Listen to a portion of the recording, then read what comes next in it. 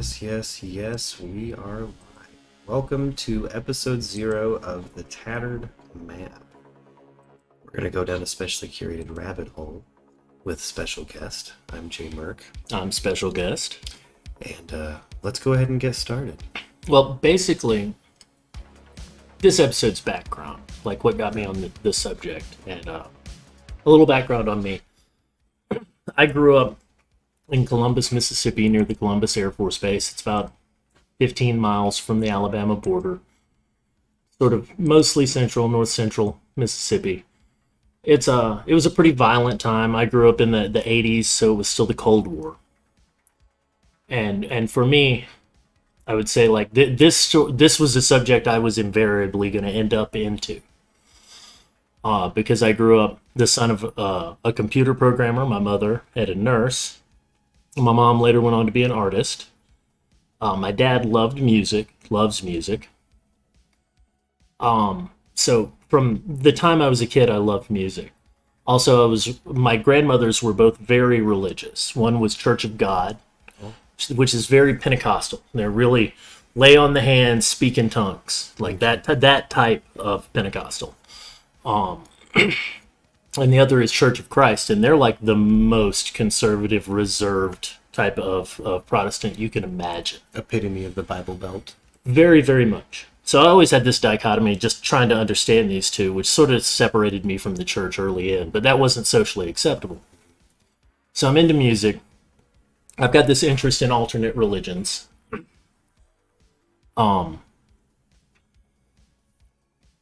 Growing up in the Cold War, spy culture was real big. Mm-hmm. You know, even in the 80s, you'd constantly see reruns of spy shows, spy movies, all sorts of stuff. There's an undercurrent of intelligence activity. I grew up in a town that seemed to have a lot of eye doctors and intelligence people who had retired to there. A lot of military retirees. Optometrists in particular? Yeah, I don't know why. That's just a trend I noticed. Interesting. Right? I think maybe it has to do with the familiarity with lenses. I don't know. That's pure speculation. Okay. Lenscraft, maybe lasers or something? Who knows? Pure speculation. Pure speculation. So, spies were always a big thing. Spy magazines, things like that when you interview. When I was in 4th grade, we moved. Oh, and also my babysitters were Jehovah's Witnesses. So sometimes we'd go to they'd take me to the witness temple. Yeah. Which, in that town, you've got to understand, in the 80s, the racial tension in Mississippi is exactly what you would imagine. And I was going to a mostly black church then when I would go to the Jehovah's Witness temple. Gosh. So I'm getting a wide view of religion. Yeah, you have functionally 4 different things at play there in your youth. And then we always had a computer. Being that my mom had been a computer programmer, when we were young, she had one of the first Tandy color computers. We had a house fire, moved back, got a Commodore 64. Just always had a computer, right? One of those ladies that kept up with home computing from its genesis on. Absolutely. Gotcha. So we would, once we got a modem, it turned out that there were a lot of people who were very much into computers in that town. Mm-hmm. And there were a lot of bulletin board systems. I think there were nearly 20. At least I can remember 13. Okay. Right? Which is a lot for a town of 20,000 people. Yeah. And these machines cost a lot. You'd have to pay for a spare phone line, just to run it on. That was a cost. The 80s weren't the best economic times, especially in Mississippi, but the Air Force pays well. Yeah. So big culture of that sort of thing. So I'd been online since before 91 when you could get on the internet. Okay, so you remember the era of little private servers and things that you maybe set up between you and your friends or you and... It would be like that. It's hard to explain what a BBS is, but there's excellent documentaries on YouTube about computer bulletin board systems that you can watch. If anybody needs a background on it. Okay. But you would get text files, is what they called them, because you're on a very slow modem, and it would just be where somebody had not scanned in but typed in entire documents. Well, you'd find a lot of weird stuff, especially a lot of these weird online joke cults, right? And I found a lot of references to the Church of the Subgenius. Oh yeah, okay. So I got into that as hard as I could, got as much of the stuff as I could. It was just being a really weird kid too in that area. It was just for me a new form of identity. Yeah. You know, so it was like a new subject to become obsessed with. Yeah. You know, Real quick for any viewers, the Church of the Subgenius. I know it's close to both of our hearts, but let's run it down real quick. it's nominally like a joke religion based on Scientology about a salesman named Bob Dobbs, J.R. Bob Dobbs, who's cut a deal with aliens to stave off the alien invasion. It was originally until 1996, but it turned out Bob wrote the date while he was drunk on a cocktail napkin and was looking at it upside down. So it turned out it was originally like it's actually no, it was 1998. Yeah, it was the original end of the world. Yeah, and then it became the year 8661 because he was looking at it upside down. It's a whole joke thing. Robert Anton Wilson was heavily involved, but that leads invariably to finding out about the Discordian Society. Yeah, okay. Right? Okay. That took you there. That took me there. Yeah. Now, the Discordian Society is weird because it's a nominal joke religion set up in the 60s by a pair of guys named Kerry Thornley and Greg Hill. Kerry Thornley has a lot of bizarre connections. Okay. He was friends with Oswald, who shot Kennedy. Oh, my. He wrote a book about Oswald the year before Oswald shot Kennedy. Oh. He ended up having to give testimony based on this at the Warren Commission, right? Okay. Real quick, if we can take an aside on it, what was like the contents of that book? Do you know? Like what was it? Was called The Idle Warriors, and it's about a bunch of Marines who are on leave functionally. I haven't read it. I need to. Okay. I just hadn't. I if I can with stuff like that, if I really prefer to be able to get a hard copy so I can do the old school highlighters and stuff. Yeah. It just helps me. So I haven't happened upon a hard copy yet. Yeah. And plus it wasn't released, right? Like it was never released. It was finished written.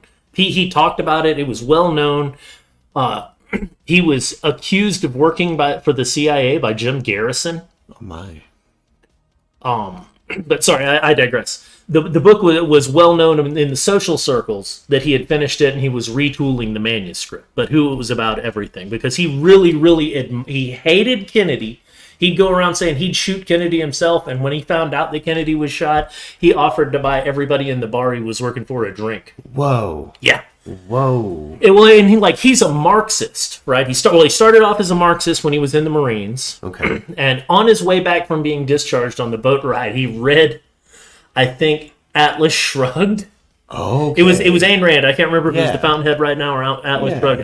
I'm certain it was Atlas Shrugged now that I think about it. And just immediately becomes like a hardcore Randian libertarian. Okay, so this is what we would call like, your kind of QAnoners of the day, right? I guess you could underground idle warriors. I don't know, some of the I wouldn't think. I think if the Discordians started this thing they called Operation Mindfuck. Okay.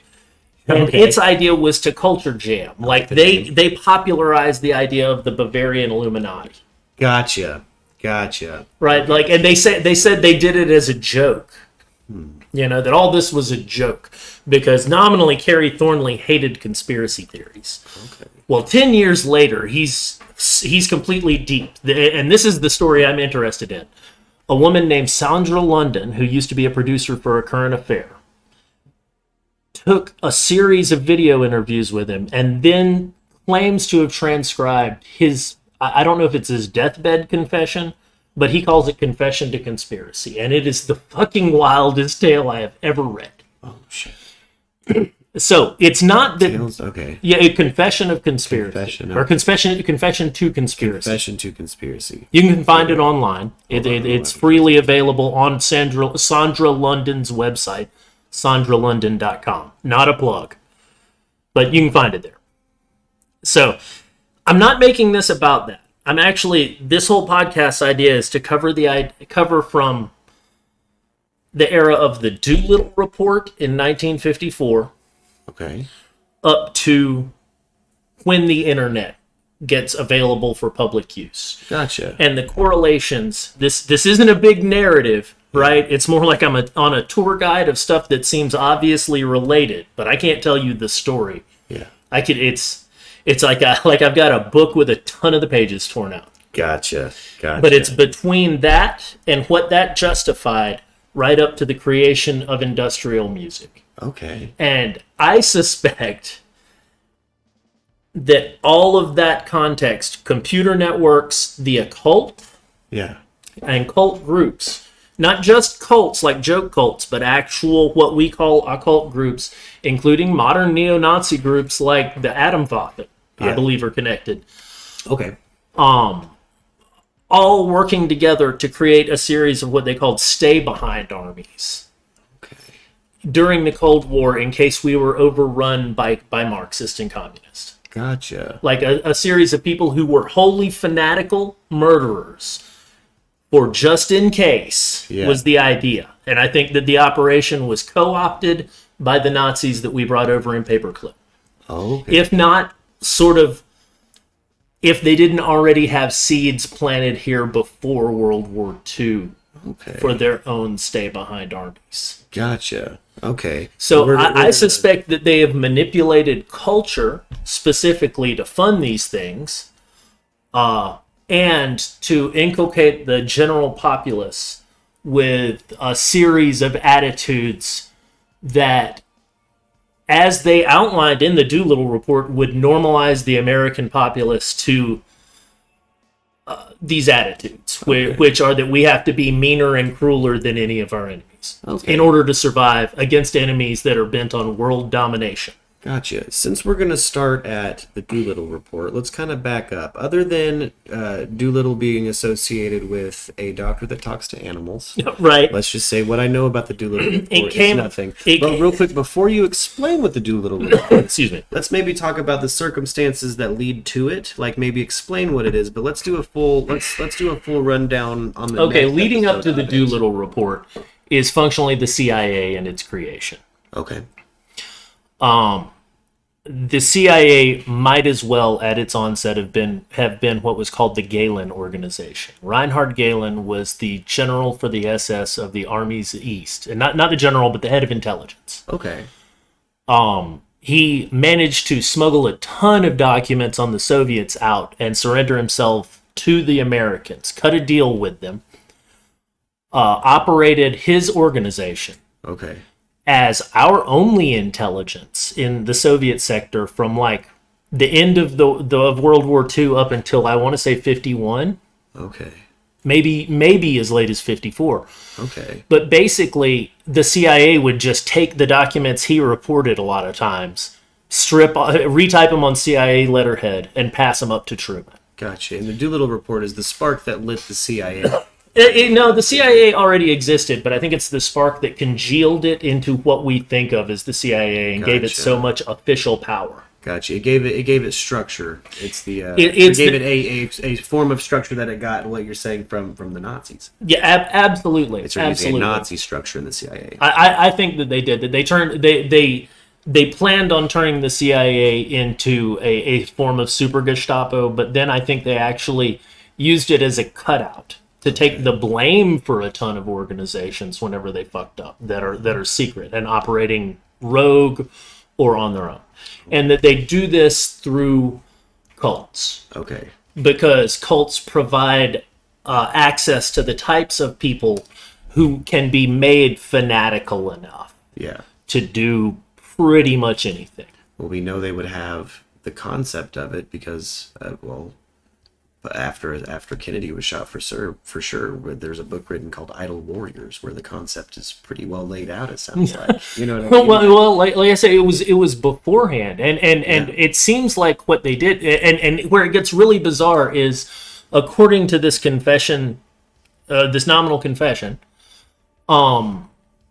he thinks that the guy who was priming him to get all these ideas on how to kill Kennedy and all this, and maybe setting him up as a patsy, and maybe, I suspect, even setting him up as a potential assassin to kill Ford instead of Squeaky. Okay. Right? Okay. I think that he's tied to fucking the Mansons. Okay. I think he's tied to an organization that really is what got me involved in all of this, called the Process Church. Okay. Right. That's real quick. The photo we have pulled up now. This is a good kind of moving on to some of the stuff we pulled up for the episode.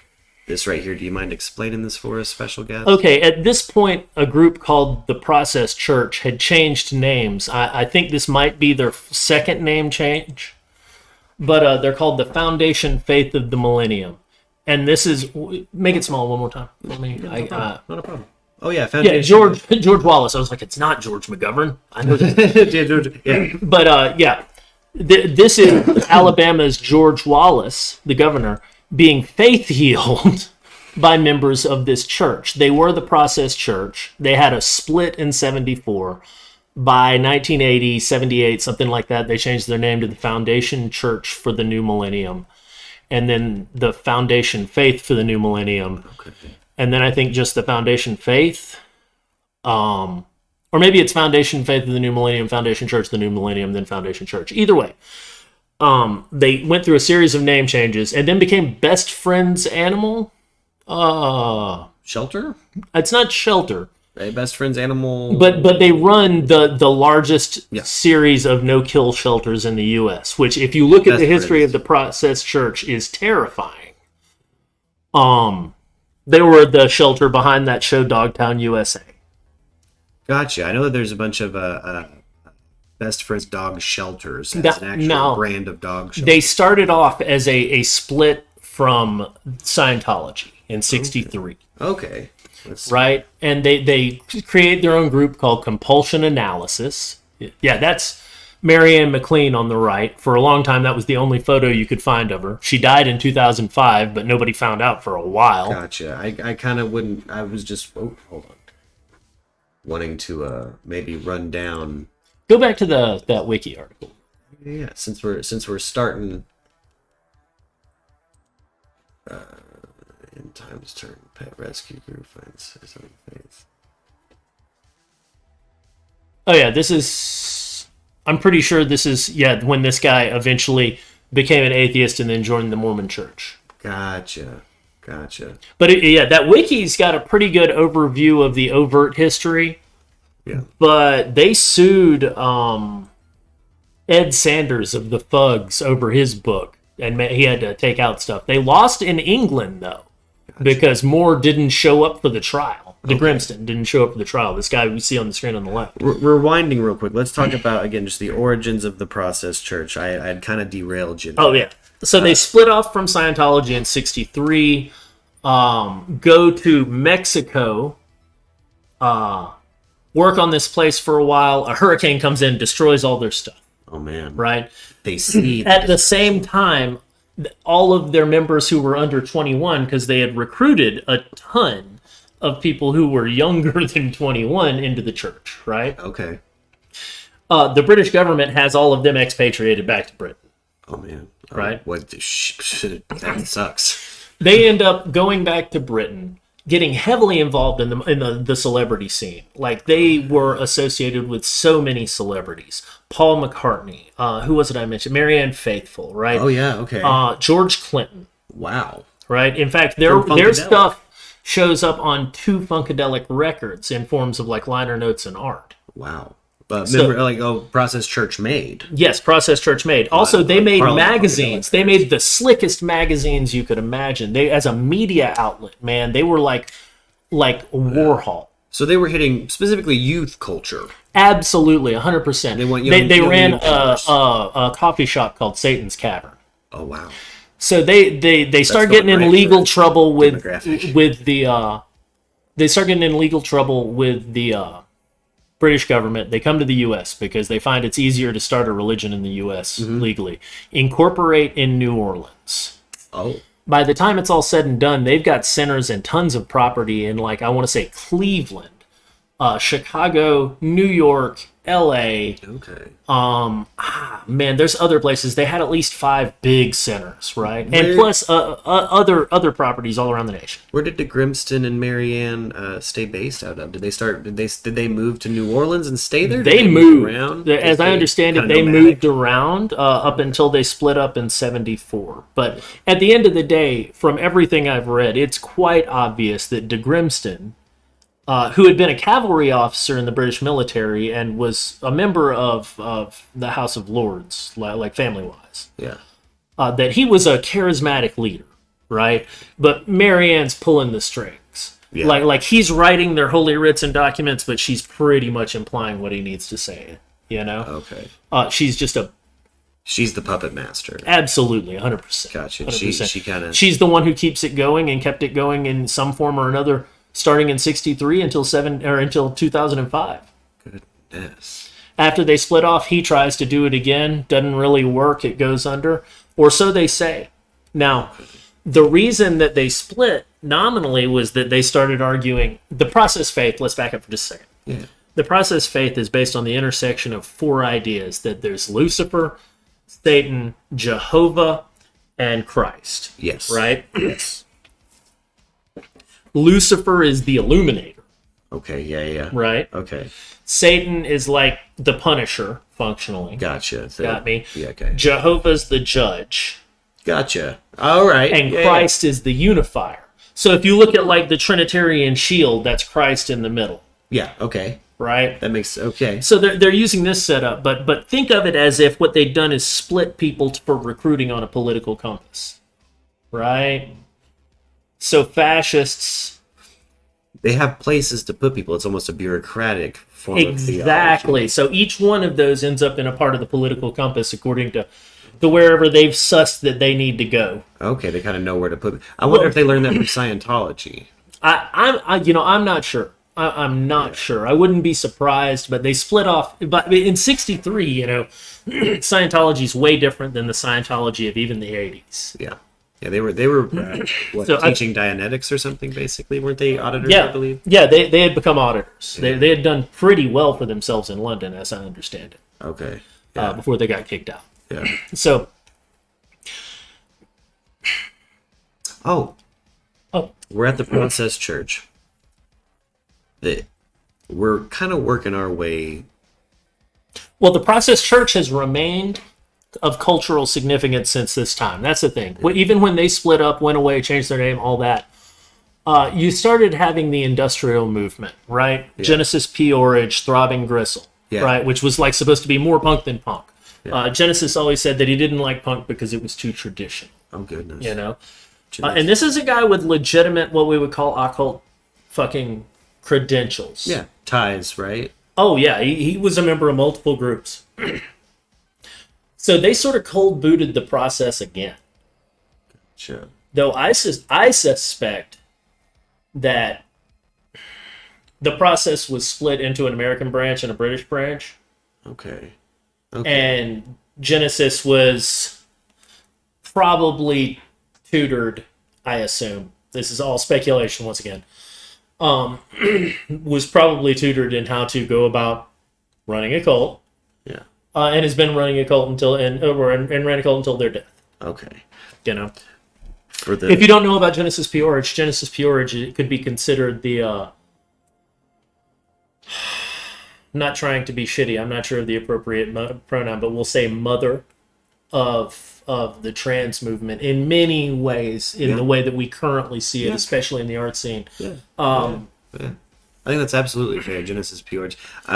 Culturally, as the current culture understands it, while there are certainly people who were trans before Genesis P. Orridge, I would say Genesis P. Orridge made it their life mission to make that accepted. Yeah. Through magic, functionally, through what they defined as magic. Yeah. For the viewers out there, okay, so we've kind of talked about the founding of the CIA. We've talked about the Doolittle Report, right? Or we've talked about the Doolittle Report in relations to the CIA. Can we talk about the Process Church in relation to the CIA? Because let's just say I'm a lot like the viewers here, where my knowledge on the Process Church is from the documentary Sons of Sam on Netflix. And really what I know about them is in connection to that conspiracy. My suspicion is that we had the CIA as an overt network, and we know that nobody even knew who the fuck the NSA was until the early 2000s, really. No, yeah. Right? Yeah, no. And that we probably have had multiple agencies like that have come and gone, been renamed, folded into other agencies. But during the extreme paranoia surrounding what was known as Operation MK Ultra, MK Ultra was folded into other projects, and other projects were folded into MK Ultra. One of them was called MK Often. Okay. It's very hard to find any sort of documentation about it.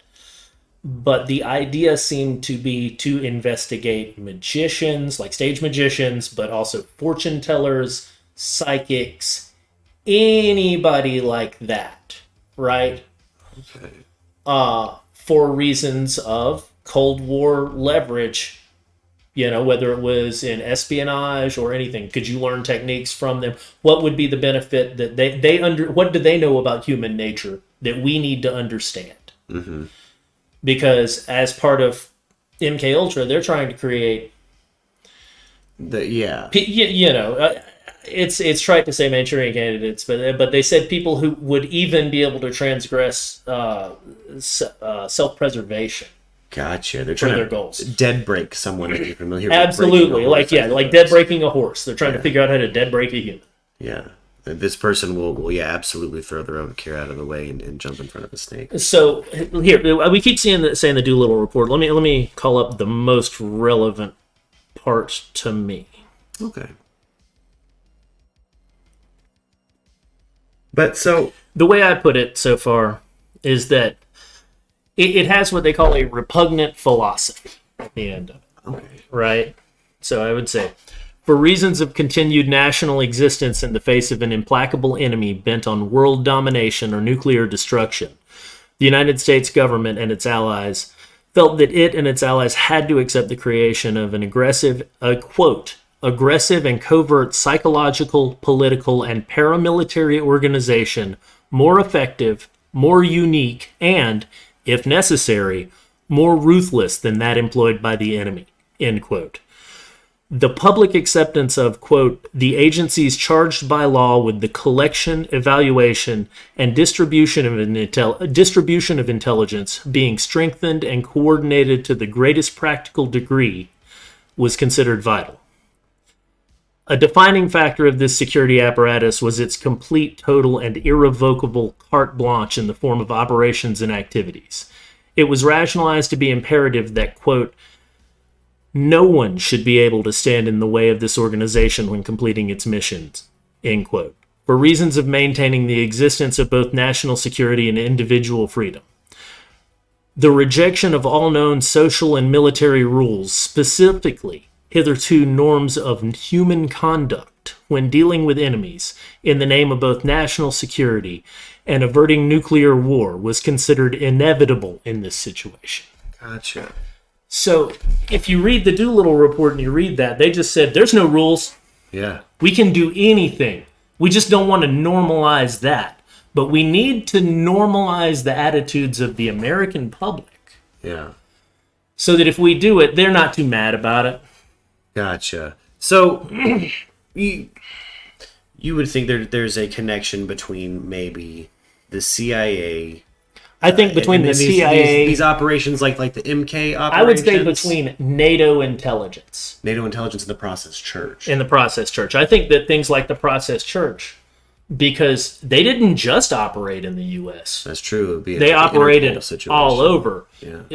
I think they were basically a NATO organization of these of a standby army. Yeah. But because they're like, from what I've seen, these types of organizations don't just do one thing. They have to fund themselves. Yeah. They have to achieve their operation. And anything peripheral to their operation, they need to take in information on. And if possible, if they're the ones available to be leveraged, they will be. Gotcha. So I think that they were like, oh, well, you're a stay-behind army. But if we need a hit squad, you're a hit squad. Oh. Got to be able to, okay. Right? And not only that, you're going to smuggle drugs and anything else that you might think of that is terrible, because we need leverage on people. we look at things like Epstein, right? And there's a lot of suspicion that that is some sort of blackmail operation, at least in part, some sort of blackmail operation gone rogue. I could see how how someone could think that. Like, there's a lot of suspicions from a lot of people. I Yeah, know, like, he has that's a a very whole list of vague names statement, on but I people. don't think you'll have any problem confirming that a whole grip of folks think that. Well, that's a conspiracy within a conspiracy within a conspiracy with Epstein. Well, James Jesus Angleton referred to that as the wilderness of mirrors. He cryptomnesia'd it from T.S. Eliot. Oh. But it's a really apt description when you're dealing with people who That sounds like a TS. they hired a stage magician to teach the CIA magic.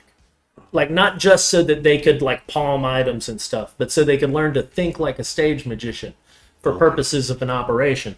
Like, the thing about a stage magician is in the way that they can make what is actually a bunch of mundane stuff seem magical, which can be important.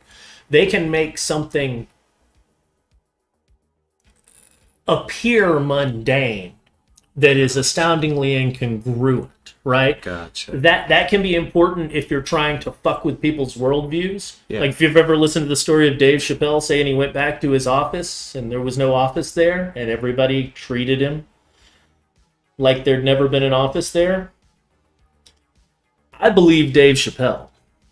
Yeah, I mean, Like, that was a guy who was altering fan. culture, and I think that maybe he was altering culture in an unauthorized way. yeah. Okay, so, okay, So you've got these. So this, going back to what we were saying, Yeah. Operation MK Often, right? Studying magicians, the occult, all of these types of groups. Yeah. Keep in mind that's important. The Yeah. Nazis grew from occult groups and had a deep occult background going on behind them. yeah, They weren't mere Christians. If you think they are, you should look into. yeah, yeah. Well, I mean, and well, so again, post Doolittle report when this shit's happening, we know that they've co-opted like a methodology the Nazis used. Absolutely. So finding and rounding up different occult groups and using them to their benefit, Absolutely. even if it's unbeknownst to the group. No, well, is the you goal. want to make them what they call unwitting agents. Yeah. Because then you can use them as patsies. Yeah, real quick, a connection I just thought of. I've seen the series. I've seen the series Tales from the Tour Bus, and I've seen the George Clinton episodes, right? Right. And I've seen the Bootsy Collins episodes, and I've seen the James Brown episodes. And in those, Bootsy Collins makes more than one reference to orange sunshine acid. Well, and also keep in mind, those guys specifically took LSD as part of a government research program. Now, that program is going to be related to Operation MK Ultra. Oh, so- limited. That's right. That means those guys are on the books somehow. Oh, They're in government files related to this. yeah. They've There's already a, been if researched. they Yeah. can be leveraged, they're going to be leveraged because they've already got a file on them. Okay. They've already got an in during that period. Look, man. I'm just starting to see a pretty major connection between what you were saying Well- about, that these CIA MK projects and the process church and then Parliament. Because Well, yeah. a commonality just you had mentioned was George Clinton. Well, I George had noticed in both of Clinton, these themes. keep in mind that if you study the history of George Clinton, watch Tales from the Tour Bus. Man, that'll tell you a lot, actually. That guy was not into drugs until he drank a whole bunch or got megadosed, not knowing, a whole bunch of orange sunshine acid. Yeah. And then from that point on, he was tripping the whole time. Well, up until that point, he had bought a huge amount of radio stations. He was vertically and horizontally Oh, James integrated. Brown. I think you had said George Clinton. Oh, did I say George? James Brown. James Brown. James Brown. My bad. James Brown. When the guys from Parliament were his band. Yeah, it was no drugs when Bootsy showed up. Right. Yeah. So they're not worried about it. Money doesn't control them, Yeah. right? So he can't fine them into changing their behavior. Yeah. One night, he nominally takes their drink from them that they dosed with enough acid for a bunch of regular acid heads to split a drink 4 ways and get fucked up. Yeah. Drinks the whole thing. Yeah. And it's Tales from the Tour Bus. Watch it. But after that, man, James Brown's doing a ton of drugs, a ton of hallucinogens. Well, before that, he was Soul Brother number 1. And like I was saying, he was wholly integrated. He had bought, I think, 1,500 radio stations all around the U.S. He had spread. He was had a two different force record labels by himself. and record pressing plants to make both the 45 singles and the full lengths, like the LPs, right? Yeah. Right? Yeah. That he would send out to his radio stations. They had to play his stuff every 15 minutes and report it so he'd get paid for his plays, right? And he didn't care what went on in the background. Well, they're hiring young black people in an era of black power. You got a lot of Marxists. This becomes a problem for the FBI as far as COINTELPRO's concerned, which was the FBI's program against radicals in the U.S. And communist dissent function. So they've got to get that Subversives. team to eat itself alive. Exactly. If you've ever seen The Warriors, you remember the Yeah. Warriors come out and play. Street gang tournament. Think about that radio station. There used to be a ton of them. Like, they weren't that expensive to start. NPR put the final nail in it. Because They petitioned to kill, I think it was the Class D license. It was a 10-watt license that almost anyone could afford to set up a little 10-mile range FM broadcast radio station. And they killed that so that they could run the whole NPR network on it. Oh. Well, that put the final nail in his radio stations. He had to get out from under. Okay. Right? Yeah. But before that, yeah, they had a problem. They killed the radio They station. were he had a bunch of Marxists that people were listening to, running his radio station, saying whatever they wanted, playing whatever they wanted, as long as every 15 minutes they played a James Brown record. James Brown's one of the biggest artists in the U.S. I could see if he had that many radio stations saying, I don't care what you say, just play my records. That seems to be what was going on. So yeah, they're trying to break up this media monopoly. Oh, okay. Yeah, well, yeah, not just media monopoly. It seems like independent sell. Functionally, I guess monopoly is the wrong term, but when I say monopoly, it's in the modern sense of like he owns it top to bottom, left to right, full 720. Yeah. It's an independent in every axis, 360 in every axis, you know, and so that they viewed that as a communications threat and as an organization threat.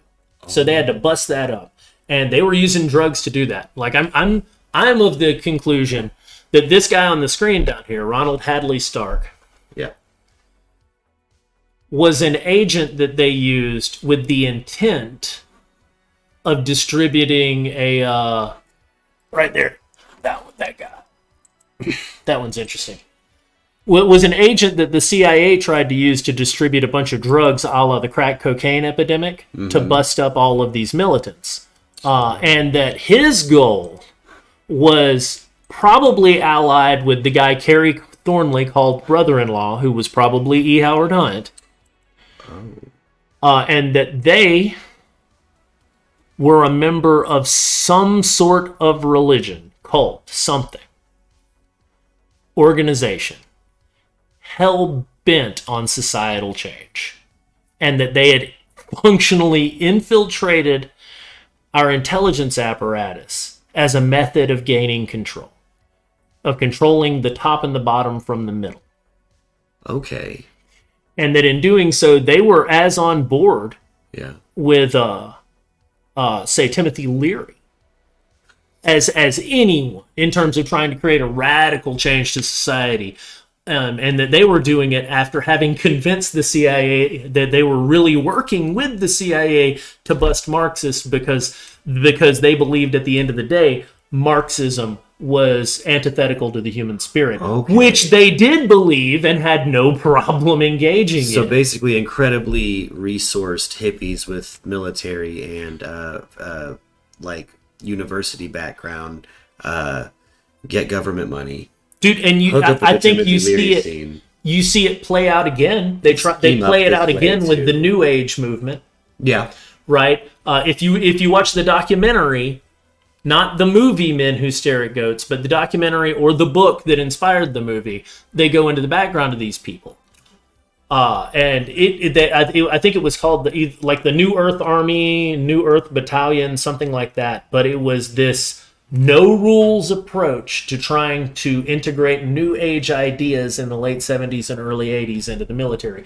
It's where the be all you can be slogan came from. Kind of the Men Who Stare at Goats shit. And the Army of One and all that came from that. It's absolutely that sort of project seems to have been an echo of what started off originally in this MK Ultra era, where they used where I suspect Timothy Leary was allied with them, each side thinking they were using the other for their own goal.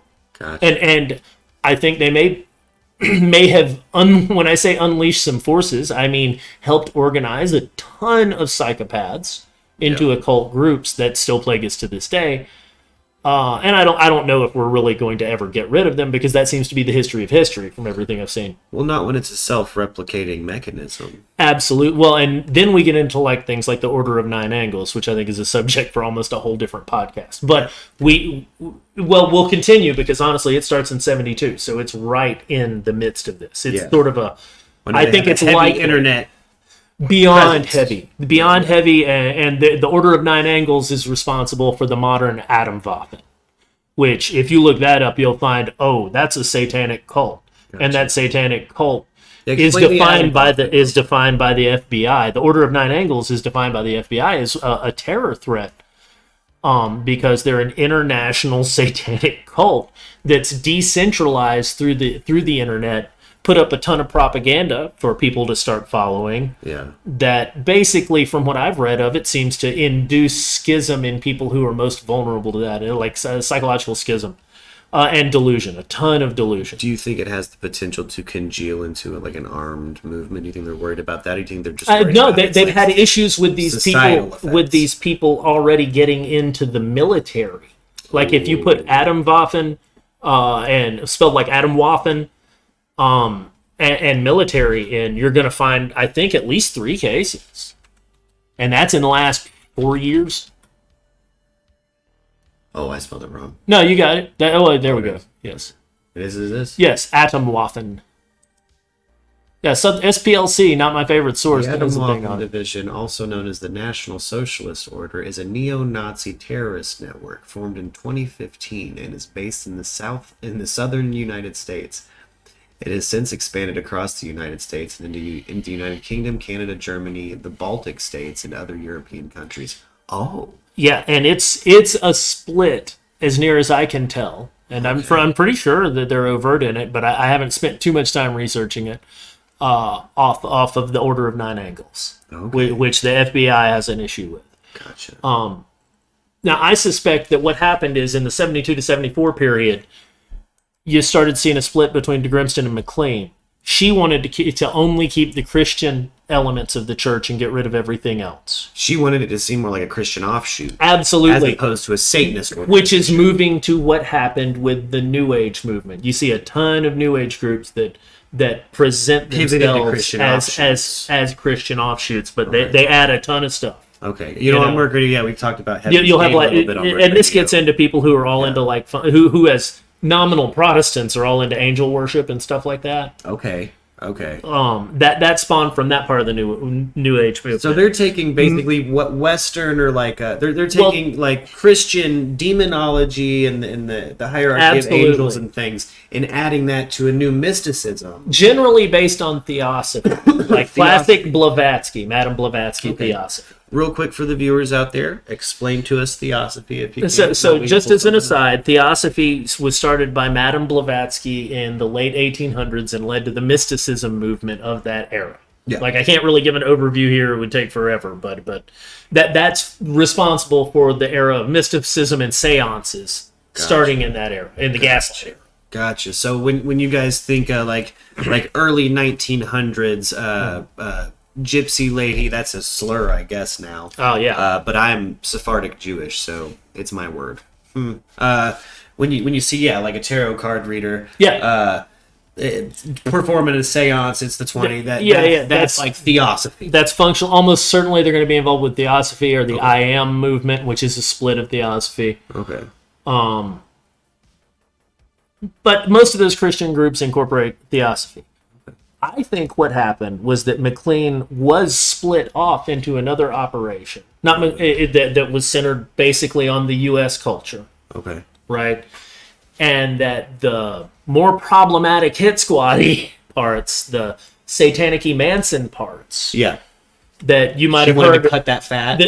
Well, not so much that it needed to be split off operationally, so they didn't ever intersect. They become their own thing, and they become a ton of different groups under a ton of different names. Okay, and they're using this Nazi method of like co-opting different occult groups or different I would say religions. The best method was the one they'd firsthand observed, which was the motorcycle gangs that they'd gotten to join up. Gotcha. Right? Gotcha. So what they do is that they get a ton of, like, think of like modern neo-Nazi motorcycle gangs. They're all different groups. Sometimes they fight each other. Yeah. But at the end of the day, they're all working toward the same goal, so it's real easy for them to make deals with each other. Yeah. Right? Okay. So they set up an organization of the meanest, worst people involved with that movement. Okay. That legitimately felt like they had a connection to a real religious movement that had a ton of celebrity, like rock culture in the 70s, man. Yeah. Had a ton of celebrity involvement that everybody had seen at some point. Yeah. You know.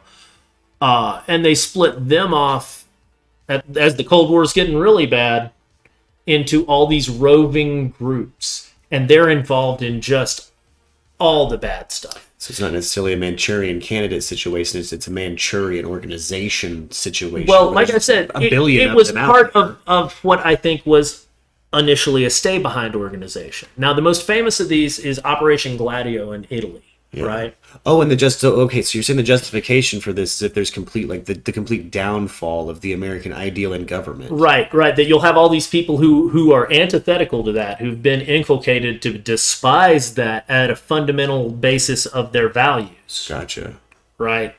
So, and are just sociopath killers. Yeah. Who aren't afraid to engage in human trafficking and anything bad you can imagine from Sons of Anarchy. Yeah. I kind of get how, but they don't even have to ride motorcycles. Like, imagine they're zipped up in suits. I could see why you would want cults to be that, because you don't have to train or even have communication enough to have a trigger word. Them seeing, like, imagine if the government collapsed, you would see a spike in cults acting violently. 100%, because everything would go to what they call warlordism. Yeah. Well, now you've got all these in place structures, and they're ready to go. Yeah, exactly. That share enough ideological supremacy, like not supremacy, but enough ideological similarity to act cohesively. Yeah. So, okay, yeah, that's it. Yeah, again, they could be of any race or religion. The end goal is conquer after the world ends. But if that's not used, you got to justify their existence. Okay. Right? Yeah. You can't just have them sitting around or they're going to go off. You got to keep them busy. Yeah. Now, the connective tissue, now, just real quick, from an outside perspective, it would seem a good way to kind of figure out if that, like, what we're talking about here are specifically doomsday cults. Yeah. Yeah, they're all doomsday cults. In basically all doomsday cults within what we're talking about here are connected. Mm-hmm. Yeah.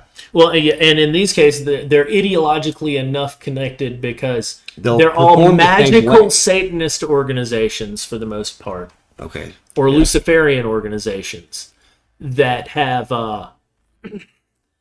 been split off from their original church, so it's like they've been kicked out of heaven. Okay. So if you've got that, okay. Well, what are they supposed to do? Reign over hell. Where are they? Hell's wherever they're at. Oh. They're going to self-organize and act like demons based on what they've been given as an ideology, right? Yes. They might fight each other. The Luciferians might fight the Satanists, or the Luciferians might work with the Satanists as part of a co-faction. But that doesn't necessarily matter, because at the end of the day, and they might have perform the way they need to perform. It's going to be not unlike when you watch the Black Panthers get split up and they became a bunch of street gangs that were astoundingly destructive. Okay. Right? Well, at that point, destruction made a lot of sense from a national security perspective, because they're trying to ramp up a security state here. I think it was a form of Operation Gladio that happened in Italy, where it seems that a bunch of NATO stay-behind forces started just engaging in violent terrorism against the general populace, so that they would start passing security laws to make it harder to own guns or to not be tracked, stuff like that. Yeah. Right? Okay. Well, within the height of the Cold War, when they're at the very end, especially, man, before Glasnost, we're worried about constantly being nuked. I could absolutely see them putting in a strategy of tension in the U.S. Yeah. Well, that's around the time that the world, starting with Manson, Yeah. the world starts going crazy, it seems like. That's that. Okay. Yeah. Like the hippie No, dream's I see dead, that, people yeah. aren't working together, and it's just constant murder everywhere. What's the not Montalban, the one that the really bad Rolling Stones concert where the Hells Angels stabbed a guy Yeah, like to death. yeah. There's was it Montalban? I can't remember, but I mean, Monty everybody knows the exact concert you're talking about. Yeah, because it's everybody says, hey, that's Yeah. the end of the and hey, interesting thing there, a Hell's Angel, they had that's an instance Well, of a here's rock and what roll you need to group understand. having a biker gang run The some Hells church. Angels, right? Like, if you know anything about motorcycle clubs, sometimes they will bring in competing clubs. It's called patching them over, Patching over, yes, okay, right? yeah. They patched over the straight Satans who were associated with Manson. Oh shit, I didn't know. They patched over the Satan slaves who I believe were associated with Manson, Whoa, right? whoa.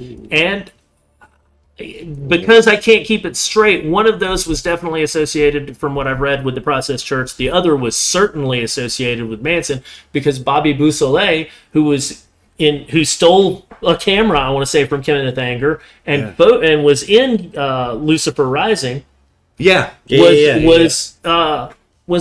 in that MC. Damn.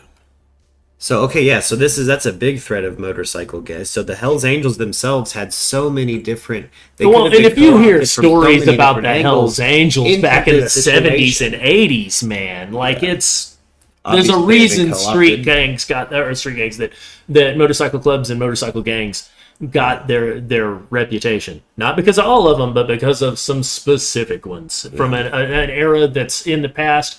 And if you look online, a lot of those groups, even those old timers, it's like they're policing online. You got me? I remember I was looking up some stuff on either the Straight Satans or the Satan Slaves, and it was there, and then it was pulled down like 4 days later, and all that was left up was a message basically threatening these people. Wow. Okay. So the straight Satans, all the Satanists that joined the Hell's Angels, all those fucking Right. Okay, so that's And we know heavily locked MCs down. are like, we know MCs, especially MCs associated with the white power movement, are often involved in drug smuggling, human trafficking, all the sort of stuff that is terrible and also sets up what amount to untraceable networks if you have access to it. okay. And that was really important, I think. Like having access to these networks that you weren't even supposed to have access to. If you don't have access to them, your enemies are never going to search them. So it's a form of what's called security through obscurity. Okay, that makes sense. Yeah. You flood the whatever means Now, of search. we with parallel absolutely have a information. history of working with gangsters like that. It's not just the mobsters associated with the Kennedy assassination. No. Lucky Luciano functionally got out of jail because we cut a deal with him to help us take the area around Sicily. Oh shit! Really? Yeah, I think it was Eisenhower. I could be wrong, but Eisenhower, MacArthur, one of them, Patton, somebody rolled in with Lucky Luciano's embroidered scarf around his neck in the woods outside of Italy, rolling slow in a tank, and all of the mob who'd been forced out by Mussolini show up to come help him take it.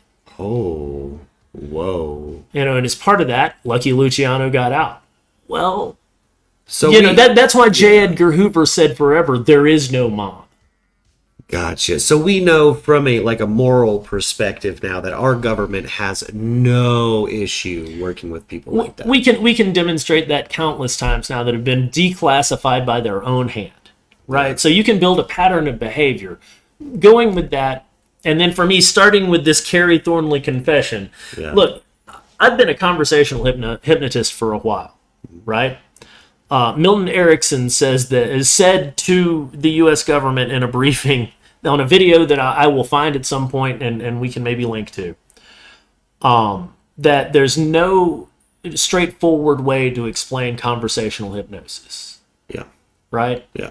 And I think that it's with dealing with these subjects, it's the same way. You just got to find a point, dive in, and start running the network and maze backward from both ends. Okay, you have to backwards engineer the concept. The whole thing, man. And so I think that the beginning of Discordianism is a good place, because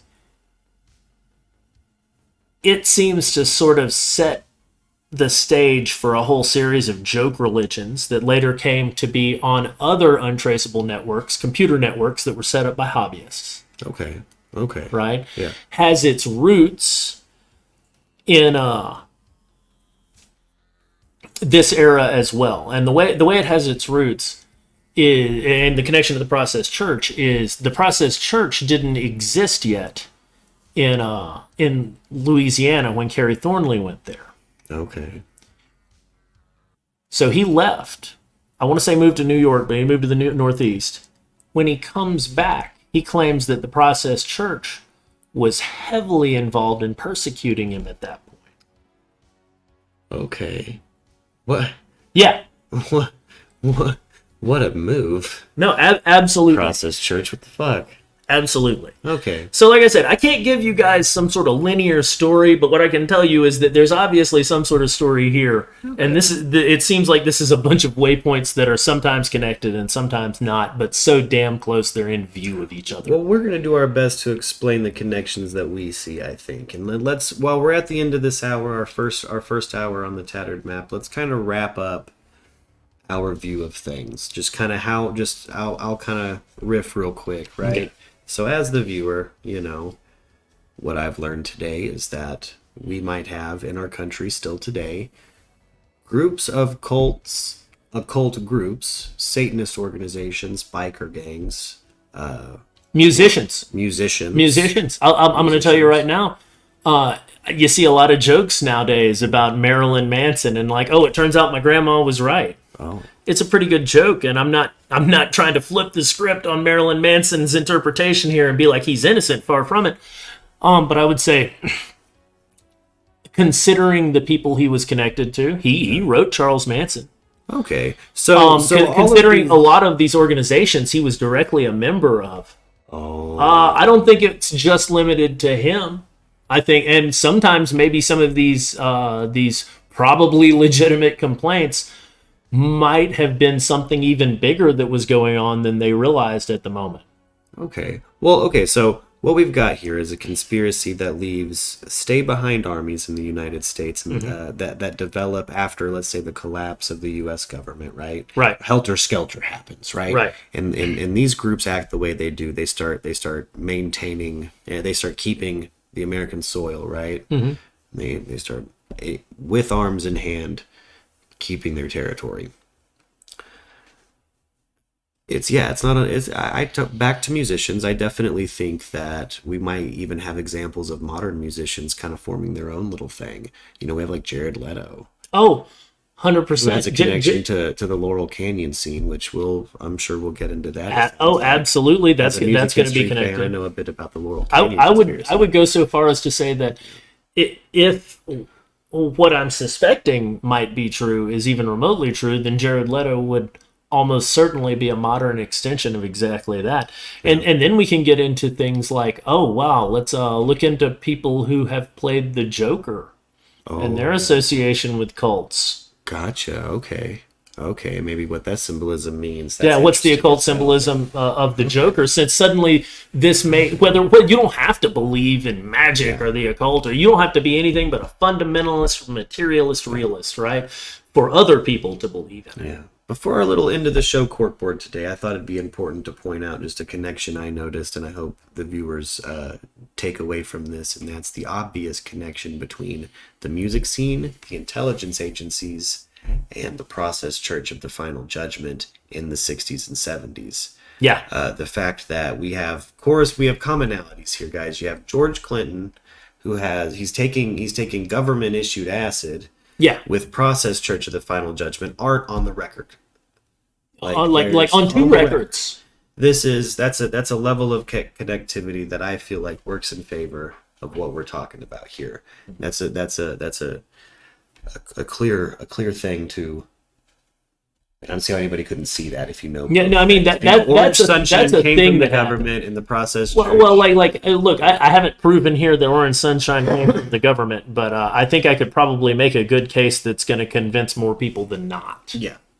I mean, or that it came from an agent associated with the Well, government, when we're talking, if not directly this employed. Doolittle report, I mean, I would absolutely think that most of those Well, and that's the we know thing. because of the MK project. Within we the- know that within George the Clinton got context. high at an MK. He was observed taking acid that was given to him by a university. Like I said, within the context Yeah. of that repugnant philosophy, So to not quote just the so much Doolittle sunshine. report, Yeah. then all rules are off the table. So if all rules are off the table, then I'm not going to, for purposes of this, I'm not entertaining the idea, well, people wouldn't do that. Yeah. Like you're trying to tell me that not only are they supposed to be more ruthless, but they've got to be that ruthless while thinking like a magician? That's going to lead you down some thoughts that the average person wouldn't think of.